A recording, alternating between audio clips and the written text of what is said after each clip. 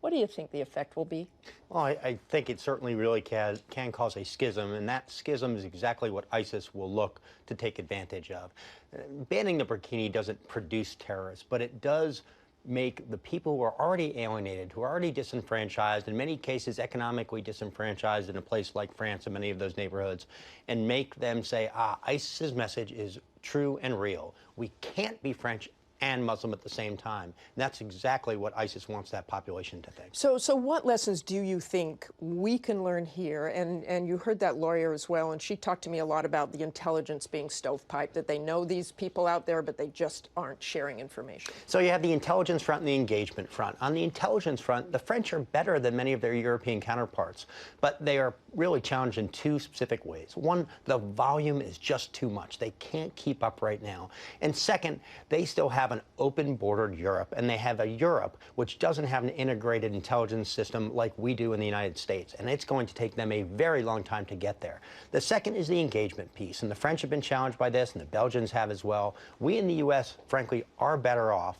We have a Muslim population which is better off economically, better engaged, and less drawn to the fight in ISIS. But as we've seen in places like California and elsewhere, we still have a threat, even if smaller. And when you look at vetting here, is it enough? I think the vetting we have for refugees is vastly better than the Europeans have.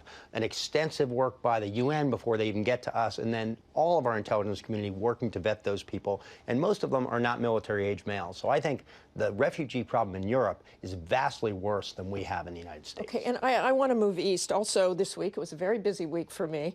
I went to Estonia and took part in some joint exercises there between the U.S., Estonians, the Swedish, and got to ride in the back seat of an F-15 that I've done before, but never anything like this. Those vertical takeoffs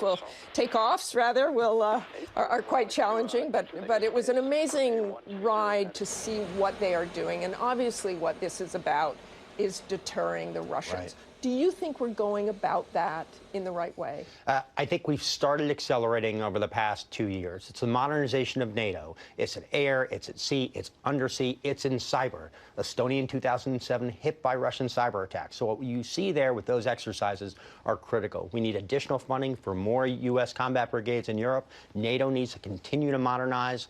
It is starting to show with the Russians, but these exercises are central to show that the alliance is firm, especially as the EU starts to have some weakness on the economic front.